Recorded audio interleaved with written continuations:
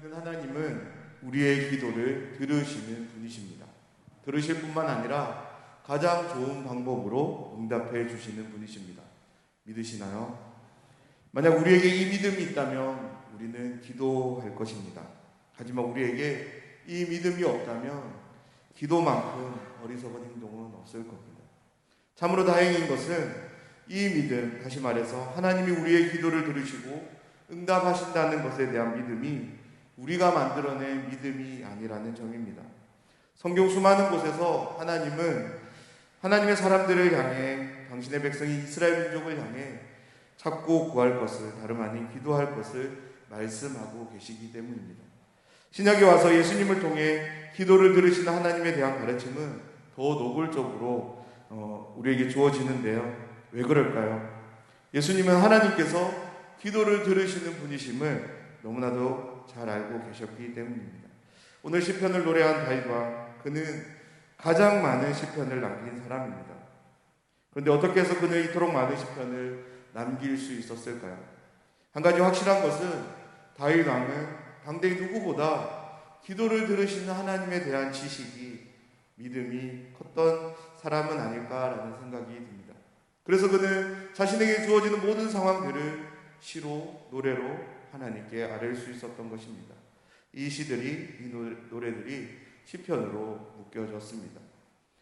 때로 마음이 힘들고 공고해져서 하나님 멀리 계신 것 같고 하나님이 침묵하시는 것 같고 이러한 답답함이 생길 때 다윗의 시편들을 우리 가만히 읽어보면 우리에게 큰 소망을 안겨다 줍니다. 그래서 다윗이 지은 시편들을 우리는 더 즐겨 읽게 되는 것 같습니다.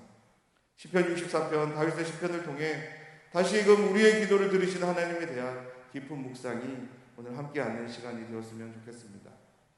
64편은 7절에 나오는 그러나를 중심으로 두 부분으로 나뉘어지는데요.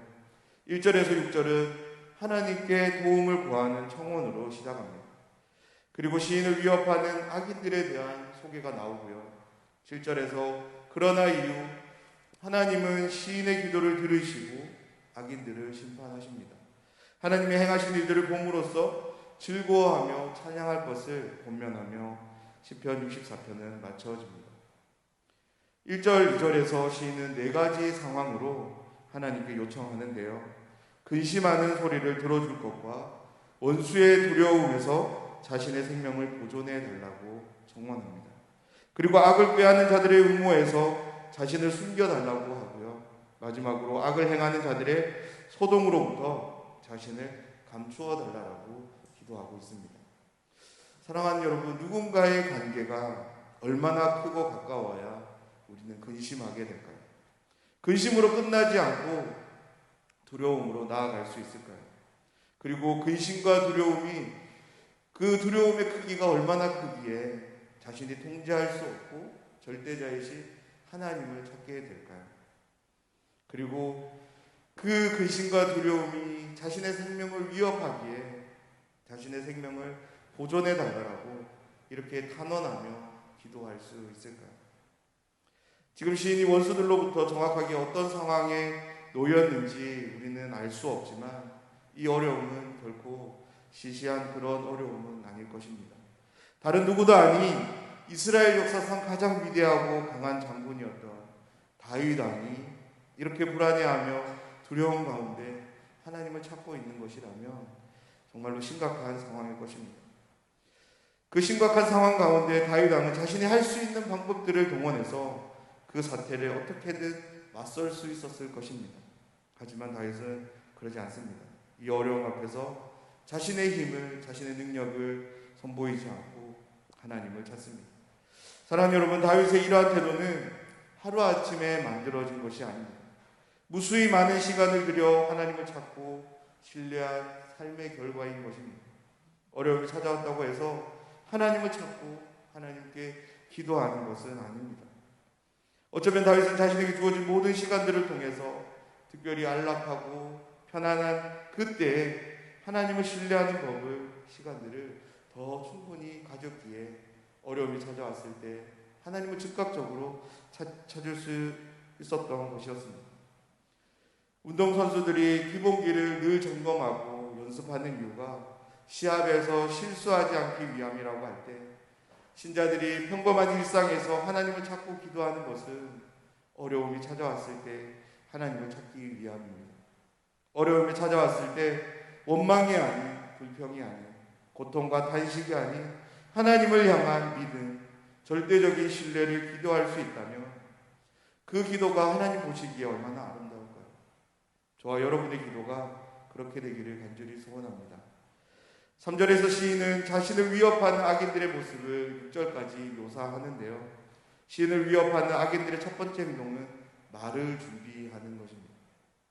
악인들은 자신들의 혀를 칼같이 연마한다고 말씀합니다. 빠르게 날아가 관역에 꽂히는 화살같이 독한 말을 준비해서 시인을 겨냥하고 있다고 말씀합니다.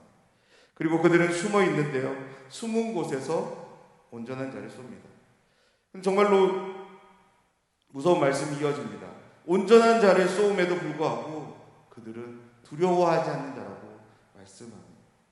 그리고 더 나아가서 그들은 서로를 격려하는데요.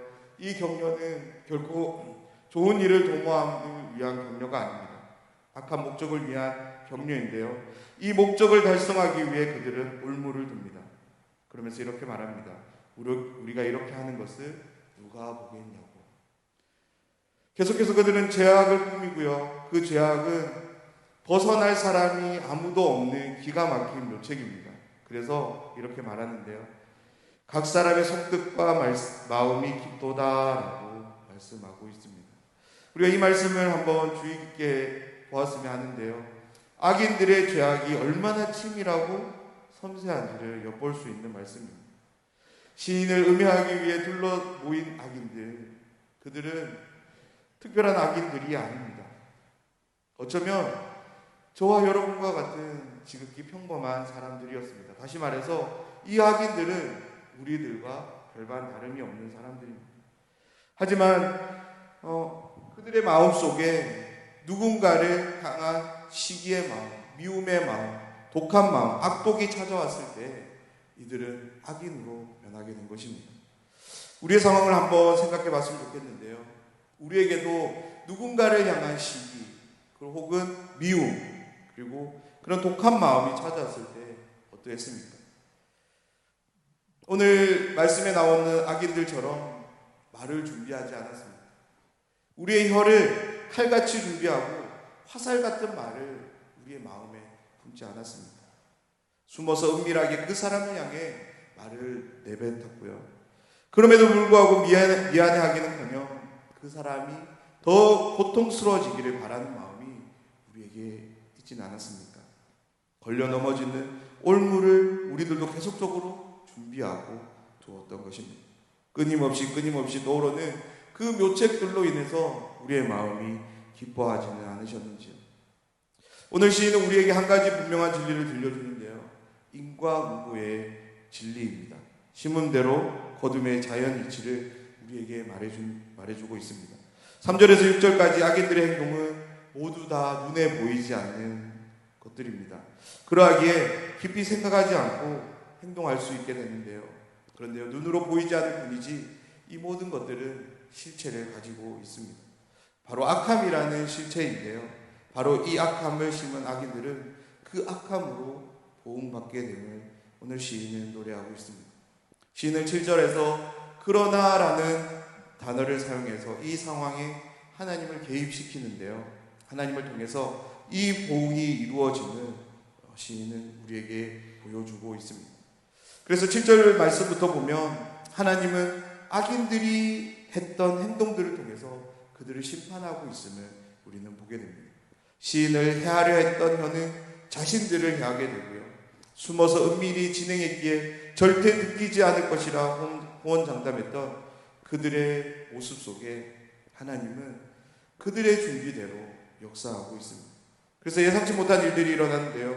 묘책을 부린 자들이 하나둘씩 엎드려집니다. 그러한 광경을 목격한 악인들은 하나둘씩 머리를 흔들며 그 자리에서 도망가기 바빴을 것입니다. 심은 대로 거둠은 하나님의 방법입니다. 사랑하는 여러분, 우리가 하나님을 향해 하게 된 모든 행동들에 대해 하나님은 외면하지 않을 것입니다.